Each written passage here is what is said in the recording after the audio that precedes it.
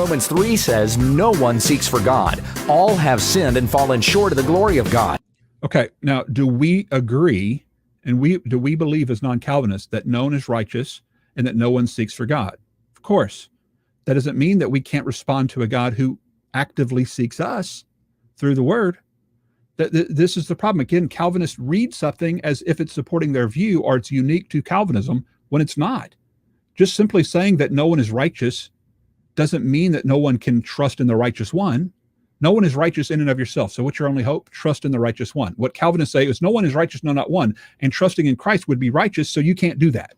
And that's not what Paul's ever saying. It's not what Paul means. Paul's saying, in accordance with the law, no one can attain righteousness. So your only hope is to do what Abraham, trust in Christ, trust in God. If you trust in God, he will credit you with the righteousness of Christ.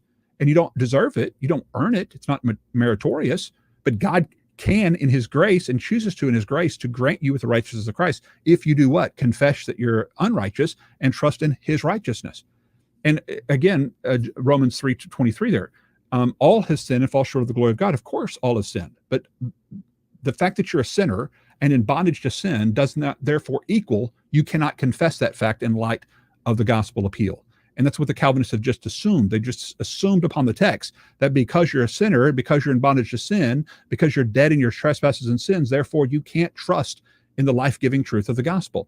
And this is not established anywhere in the Bible. The Bible tells us that in order to get new life, we must trust in him. That if you believe in him, you will get new life. And Jesus even says, you refuse to come to me so that you may have life. He didn't say, I refuse to give you life so that you would certainly come to me.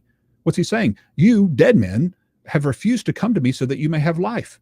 That's your choice. That's your responsibility to come to him so that you may have life. So when a Calvinist uses these kinds of passages out of context, what they're assuming about the text is that because you're in this condition, therefore you can't respond to the very remedy that God sent to you in that condition.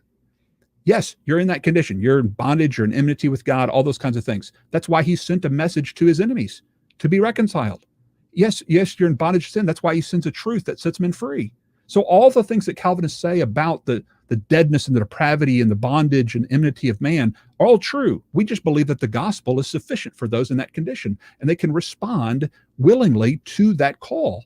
If they refuse to do so and suppress the truth, that's their own fault, not in accordance with the divine decree that they couldn't help. That would remove their blameworthiness. So again, you just got to go back through these things and show the Calvinists where they're proof texting, and then show them why they have misapplied the text.